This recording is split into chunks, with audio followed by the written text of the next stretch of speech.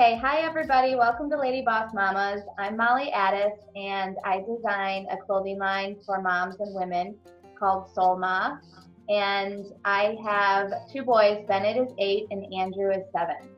Hi everyone, it's Laura Katanen, and I am a sensory branding and marketing consultant and lifestyle blogger.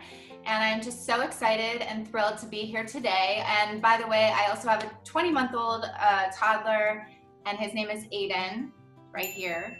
And we live in West Hollywood. But I'm so excited today that we are interviewing Nausicaa. I just butchered it, sorry. Nausicaa. Nausicaa. I knew I was going to do that. It's okay. It's totally okay. So it's Nausicaa Twila, and basically I'm a writer. I've written 9 books in poetry. I've been writing since I was little, and I'm a single mom to 2 amazing boys. They are 9 and 11. I have 3 of them here. Oh, thank you. Beautiful minds and soul dad and taking my magic back. And I just have to say that, last year was a really rough year for me. And I think your words and your books saved me, or at least were just instrumental in helping me through everything. I mean, I think as a writer, it's just so amazing that you can give a voice to someone's experience and what they're going through. Yes. So you said you've been writing since you were a little girl. When did you publish your first book, and when did you decide I'm gonna put this out there for people? For me, the books were more a thing of collecting my writings and keeping them organized. I didn't have a real thought or goal of how they're going to do or will they be successful. Writing for me has always been just second nature. I've been writing since I was 8 years old. I used to write poetry and stories in my school journals, and my teacher saw that and she put me in a gifted program, which I hated. So I hated a lot of school. I was really off daydreaming a lot, and I either did really well because I would excel in my own creative way, or I did really badly because I wasn't following instructions. Mm-hmm. So I've always sort of just followed my inner voice, and I've just continued kind of like forging that path for myself to keep digging deeper and keep sharing more and more of what I feel is right and real for me. And that's what I always want to encourage other people to do, because really everything in life is an opportunity to find that real feeling inside of you, that authenticity. No matter how hard it appears or feels, it can always turn into something amazing. So a lot of our audience might be wondering why there is a blank screen below us. And so I just think it would be good to share with everyone how you're more behind the scenes and what has made that decision and how you see that evolving over time. Yeah, well, there's a lot of reasons why I choose to be anonymous. There's a lot of poets who make that choice, and they make it for different reasons. But my personal reasoning behind it is, number one is I just feel like keeping true to my words and my truth. Like, I don't really want to be an image somewhere that is, dressed up and seen as like an idol in any way. Like, I just want people to continue to come back to themselves when they read my words. And so there's that. And then there's also a sense of like, I find it just more freeing to be anonymous. I will continue to be anonymous, but I will, I may do some signings and book signings and stuff coming up in the next few months. You also talk a lot in your writing, and you've said it today too, about this idea of overcoming. Mm-hmm. And what do you think, what does that mean to you, and what advice would you have for women overcoming something personal or in their family life or in their business?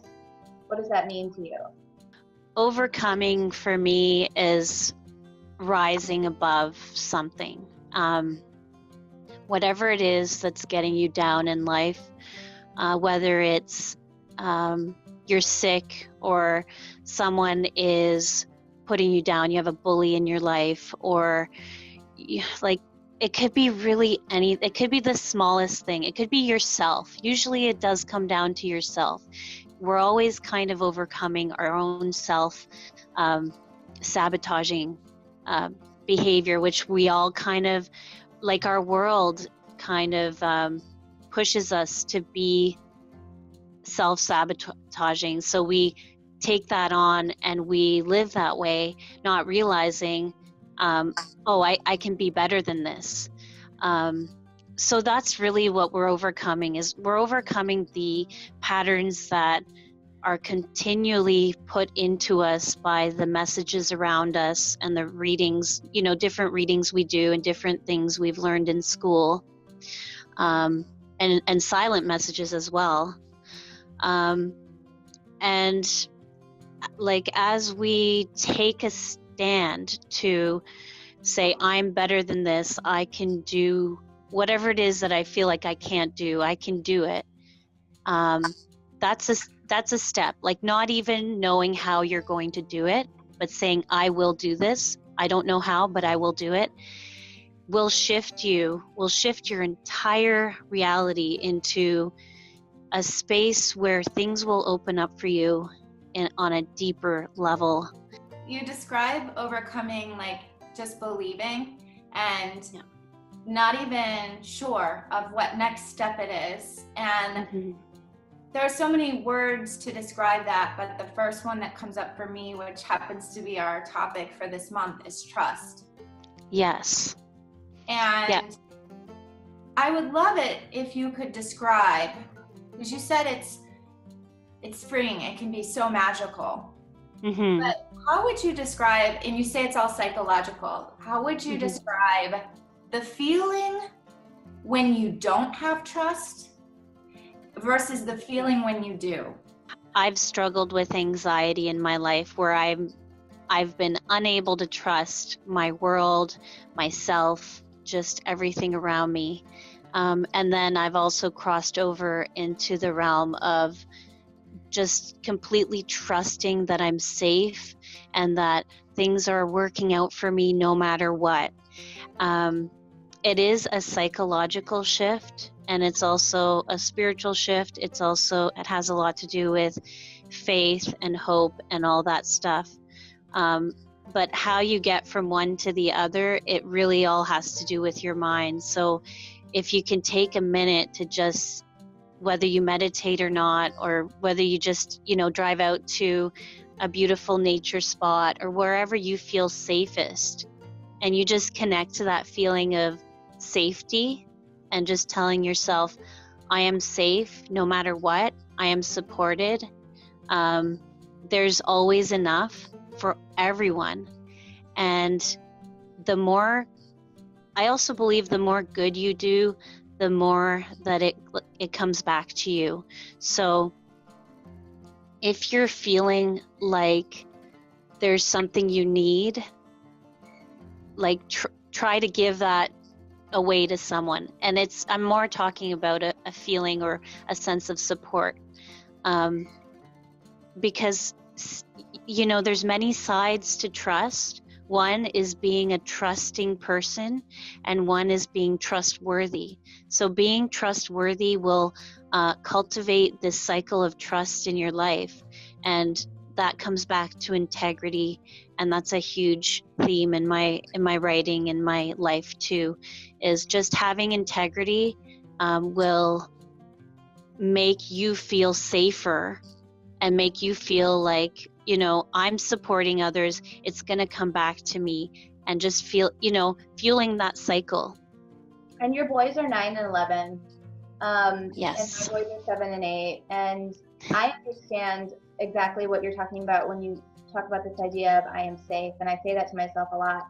And it's beyond, I've come into an understanding that goes beyond like physical safety. You know, I have a house. Yes. I'm in a safe neighborhood. But it's more, I mean, I think the kind that you're talking about goes beyond that in terms of like being held by the universe or something bigger than yourself or something inside of you. Is there a way that you like inspire that in your boys? Yes, it's an ongoing process because if you're a child and you're aware, as my boys are, you'll start to get anxiety as a natural response to the conditions of the world. You'll start to become aware of things, and even there's things that come into my awareness that once I know they exist, it's like they kind of haunt me a little bit, and I have to work with that. I can't ignore it. I have to integrate it into we are safe, and really there's no life and death. Everything's one, and there's this constant cycle of existence. But with my boys, I just kind of, I just come back to you're safe. If they've had a nightmare, if they've gone through something and they're just feeling really anxious, I just say you're safe, and I give them a hug, and that's really all you can say. What was the hardest thing that you chose to write about, and why?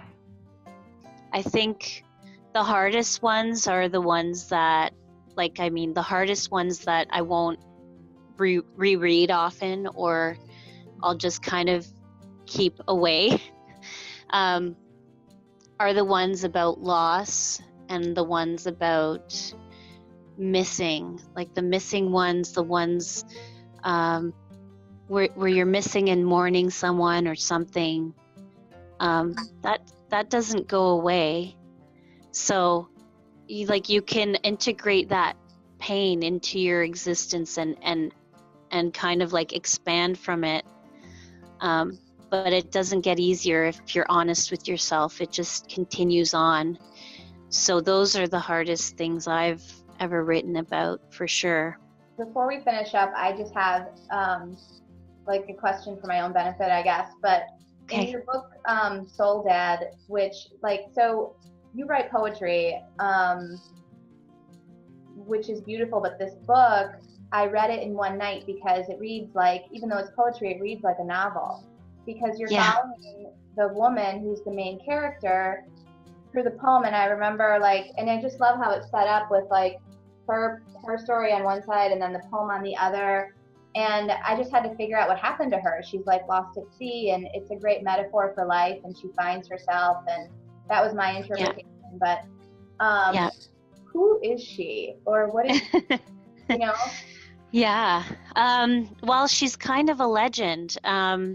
She's a legend that I kind of tuned into, and I'm not actually done with her because I have an actual novel or a screenplay that I've even started writing that about a woman who is lost at sea, and her whole story.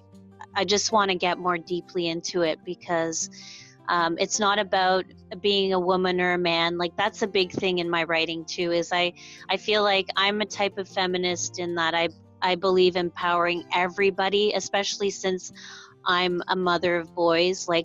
I really do believe we need to lift up the boys as well. So I just feel like because I'm a woman, it's going to be from my kind of perspective, but we're going to transcend all that. And that's what I feel like we need to do is get to the point where we're all human and we all have the same fears, struggles. We all bleed the same. We all cry the same. Some of us have repressed our tears. We can't cry anymore. That's a sad thing. A lot of men go through that. You got to get back to that feeling, and everyone does. Tell everybody where they can buy your books and how to find you. Okay, so my books are all on Amazon.com. And I'm also on Instagram and Facebook. The main page that I run on Facebook is Beautiful Minds Anonymous. And then on Instagram, it's just Nausicaa Twila. It was really nice meeting you, and I am excited for everybody to watch this. Please stay tuned. We do weekly interviews with amazing women, and we would love for everybody to subscribe to our channel. Thank you guys so much.